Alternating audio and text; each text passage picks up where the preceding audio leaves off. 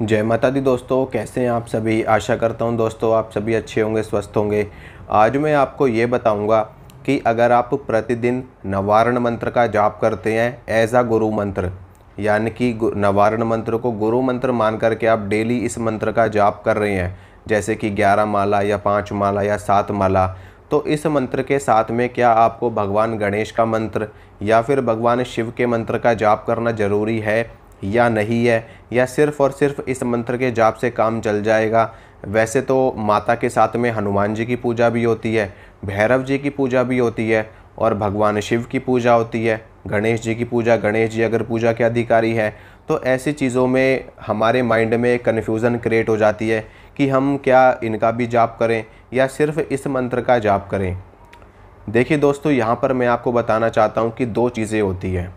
एक होता है हमारा गुरु मंत्र, ठीक है, गुरु मंत्र जो हमको गुरु देता है उसे कहा जाता है गुरु मंत्र। और यहाँ पर आप गुरु मंत्र किसी मंत्र को मान भी सकते हो, बना भी सकते हो। जैसे कि आप अपने इष्ट को ही अपना गुरु मान करके और उनका जो मंत्र है उसको आप गुरु मंत्र के रूप में जप सकते हो। और दूसरा होता है कि आप किसी मंत्र को सिद्ध कर रहे हो एक अनुष्ठान के रूप में, अनुष्ठान करते हुए। मान लीजिए आप पंचाक्षरी मंत्र का अनुष्ठान कर रहे हो, तो इसे हम गुरु मंत्र नहीं कह सकते, इसे हम ये कह सकते हैं कि आप भगवान शिव के मंत्र को सिद्ध कर रहे हो अनुष्ठान करके, अपनी किसी विशेष मनोकामना की पूर्ति के लिए या भगवान शिव की सिद्धि के लिए आप उनके मंत्र का जाप कर रहे हो। तो जब हम गुरु मंत्र के रूप में नवारण मंत्र का जाप करते हैं तो इसके साथ में हमें किसी मंत्र को जपने की आवश्यकता नहीं होती, क्योंकि ये गुरु मंत्र की तरह काम करता है। और गुरु मंत्र सबसे पहले और सबसे बड़ा और सबसे शक्तिशाली और सबसे ज़्यादा दिव्य चमत्कारी गुरु मंत्र को ही माना जाता है। तो गुरु मंत्र के रूप में अगर आप इस मंत्र का जप कर रहे हैं तो आपको इसके साथ में ना भगवान शिव, ना भगवान गणेश, ना हनुमान जी, ना भैरव जी, किसी के मंत्र को लगा करके इसको जपने की आवश्यकता नहीं है। अगर आप लेकिन अगर आप जैसे गुरु मंत्र का जाप प्रतिदिन हम करते हैं, ठीक है, कोई 11 माला करता है, कोई 21 करता है, कोई 5, कोई 7, इस प्रकार से जपते हैं लोग।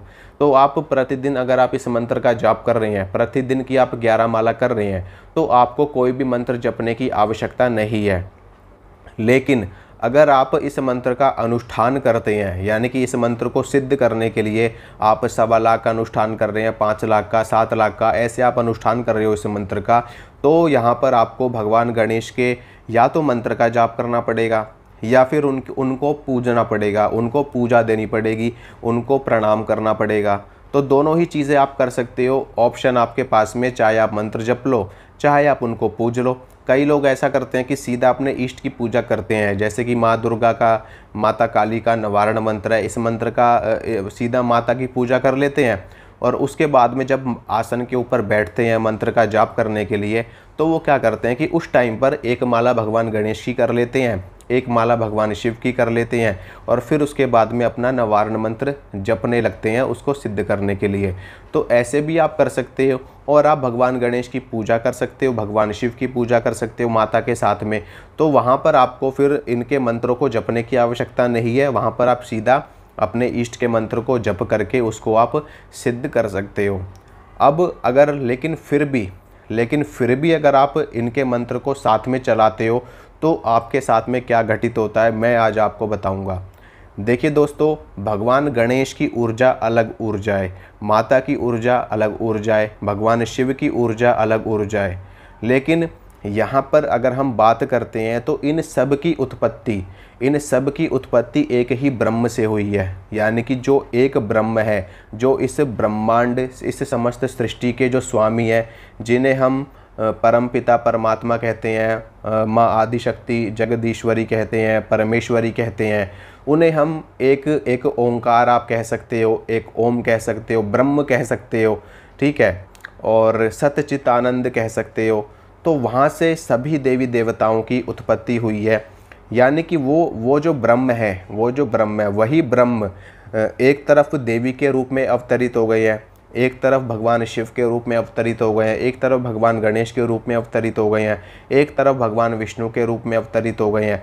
तो जब आप शिव पुराण पढ़ोगे, जब आप देवी भागवत देवी पुराण पढ़ोगे, जब आप विष्णु पुराण पढ़ोगे, जब आप गणेश जी का पुराण पढ़ोगे, तो वहाँ पर आपको सब यानी कि शिव पुराण जब आप पढ़ोगे तो वहाँ पर शिव जी को सबसे बड़ा परमपिता परमेश्वर बताया गया है। देवी पुराण पढ़ोगे तो उसमें देवी को सबकी जननी बताया गया, यानी कि ब्रह्मा विष्णु महेश को भी उत्पन्न देवी ने किया है। गणेश जी का पुराण पढ़ोगे तो वहाँ पर गणेश जी को सबका आदि बताया गया है, इसकी सबकी उत्पत्ति गणेश जी की शक्ति से हुई है। तो इस प्रकार से विष्णु जी पुराण में विष्णु जी को सबसे बड़ा बताया गया है। आप गीता पढ़ोगे तो वहाँ पर भगवान श्री कृष्ण को विष्णु जी को सबसे बड़ा और श्रेष्ठ बताया गया है। तो यहाँ पर आपको कन्फ्यूज़ नहीं होना, यहाँ पर ये चीज़ इसलिए है क्योंकि हर देवता अपने आप में पूर्ण है, यानी कि हर देवता अपने आप में संपूर्ण है। तो इस चीज़ में आपको कन्फ्यूज़न क्रिएट ना हो, तो आपको इन सभी चक्करों में नहीं पड़ना। आप जिसको मानते हो, जिसको पूजते हो, आपके लिए सबसे बड़ा देवता वही है। समझ गए? 100 बात की एक बात कि जिसको आप पूज रहे हो आपके लिए वही सबसे श्रेष्ठ है, वही सबसे बड़ा है। चाहे वो कोई सी भी देवी हो, चाहे वो कोई सा भी देवता हो, आपको उन्हीं को ही प्रायोरिटी देनी है।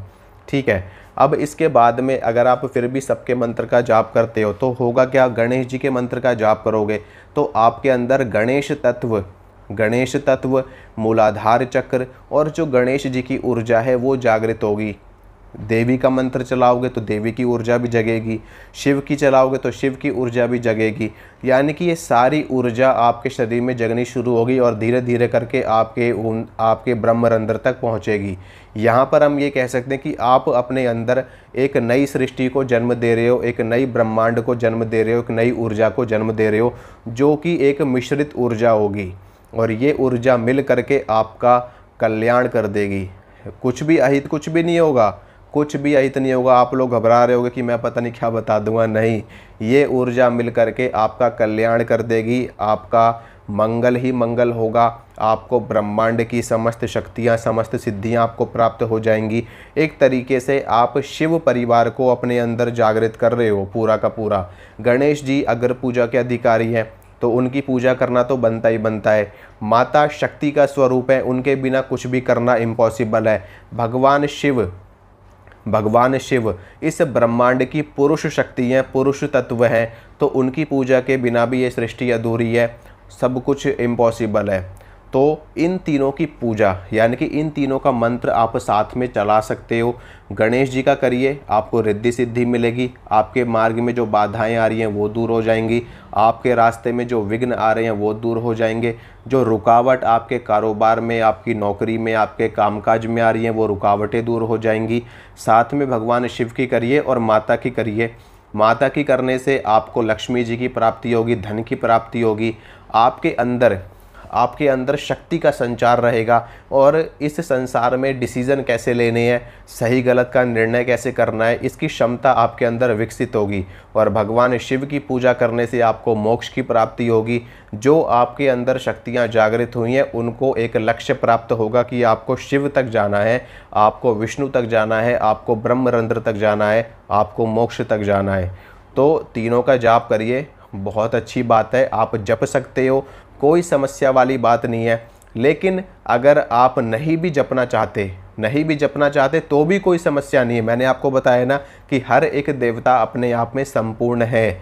तो आप किसी भी एक मंत्र को, किसी भी एक देवी को, किसी भी एक देवता के मंत्र को गुरु मंत्र बनाइए अपना और उस मंत्र का जाप करिए। 11, 21, 50, 100 जितना आप जप सकते हो उतना जप करिए, क्योंकि गुरु मंत्र से आपका कल्याण होना ही होना है। और इस तरीके से भी आप जप सकते हो और गुरु मंत्र बना करके भी मंत्र का जाप कर सकते हो।